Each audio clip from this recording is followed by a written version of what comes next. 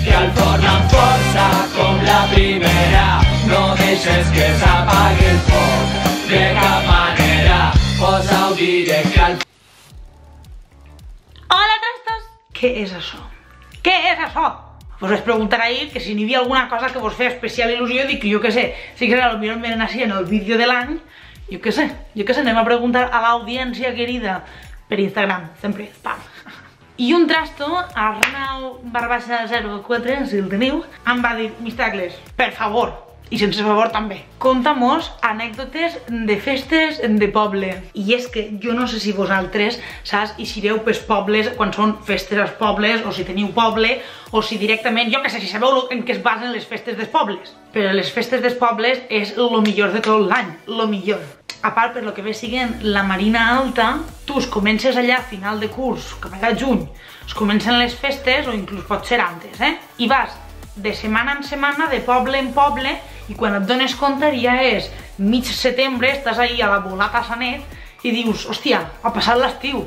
I t'has passat l'estiu d'orquestra en orquestra, de disco mòbil en disco mòbil, potser si t'agraden els baus dels professors, però escolta, també tindràs el teu entreteniment, però sobretot de barra en barra.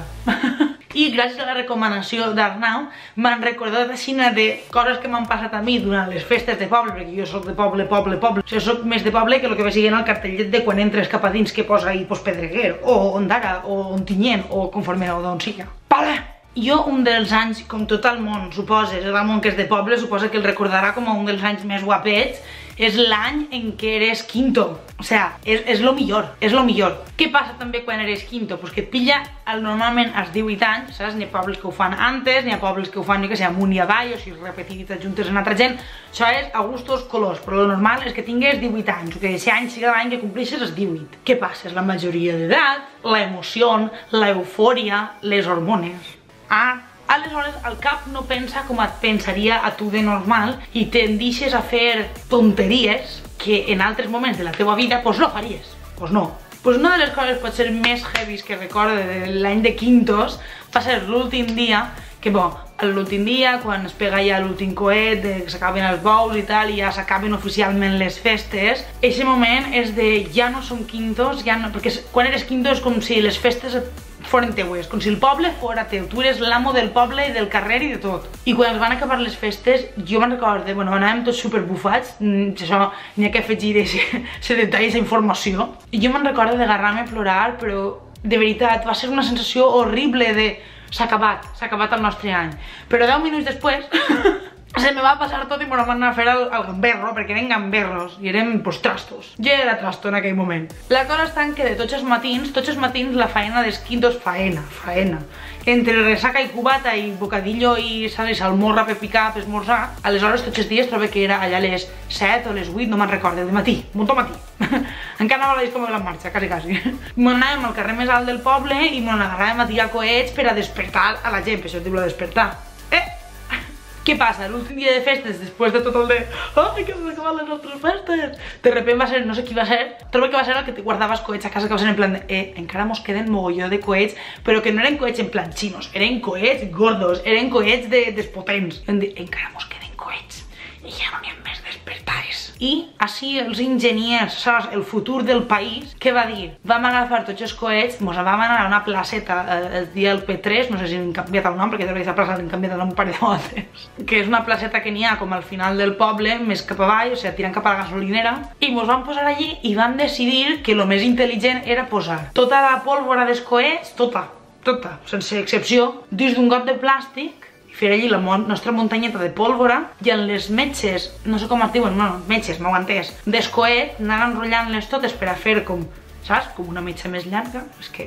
I encendreu a veure què passava, què anava a passar. Imbècils, però ho tinc gravat en vídeo i tot, i vull que ho vegeu.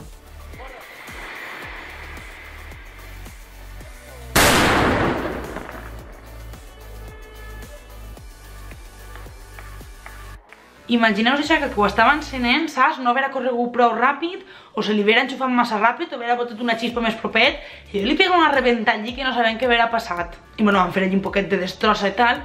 Un amic nostre, que ja estava a sa casa, vivia a 2 carrers d'allí, però literal a 2 carrers, que un dels carrers és la carretera principal del poble, o sigui, que n'hi ha tros, vale?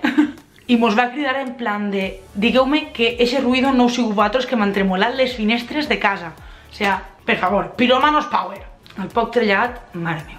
Però és que la cosa està en que jo sempre he tingut por als coets i aquestes coses, a mi això no m'ha agradat mai. Què feia jo allí? Pues jo què sé, érem ja els últims, la gent se n'hauria anat ja a casa i jo, pues allí, aguantant el tipo.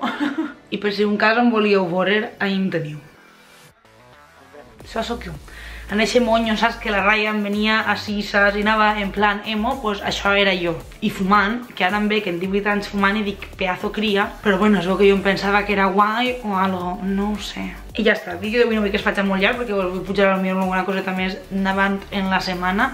Aniré fent els vídeos que em vau recomanar, si teniu alguna recomanació, òbviament, saps, estoy abierta a recomendaciones. I que sé que heu vingut així en tota la intenció de saber què passaven les samarretes. Les samarretes, en el moment en què esteu veient el vídeo, jo estic demanant-les i us avisaré en un parell de dies o quan em dóna la gana qui ha guanyat. Per això vaig demanar la talla per a demanar-ho sense dir-vos qui havia guanyat i jo soc supermala. Continuen arribant-me fotos, fotografies, retratos de trastos en la samarreta i així teniu a Abril Orellana, que està super guapa en la samarreta i m'encanta aquesta xica, és un bombó. I si aneu a escarbar-li el seu Instagram, espera que m'assente bé, que estic així, saps? Per no tapar la foto. I és un bombó, i si aneu a escarbar-li el seu Instagram trobareu contingut feminista que te cagues i la xica m'encanta, em cau superbé. Així la que aneu, i per veure una olla. Vale? I tots els que m'esteu demanant que doni la meva opinió, que faig un vídeo, algo que doni la meva opinió sobre el tema Catalunya, no crec que el govern central ho estigui fent bé, i punt, perquè és una democràcia i el que això implica, i punt. No vaig destacar-me més en el tema.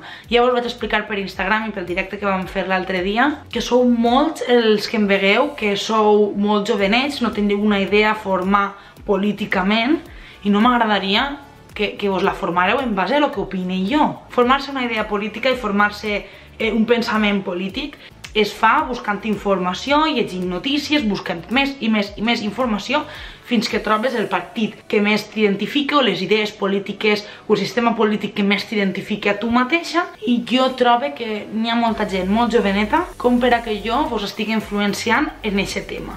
Que dieu, has parlat de coses pot ser més dràstiques o que poden influenciar més del que pugui ser jo donar la meva opinió política, però pot ser en aquests temes sí que ho he cregut convenient, que per ser el meu testimoni o la meva opinió podia aportar alguna cosa positiva a part d'influenciar-vos, però la meva opinió política trobo que realment és una cosa prou, no vull dir-ho personal en plan de no vull compartir amb vosaltres el que pense, però sí, trobo que és una cosa en la que no es pot dir pensa això i ja està. Trobo que parlar de política sempre porta a una discussió, però una discussió em referit no a xillar-nos ni res, sinó una conversa a argumentar.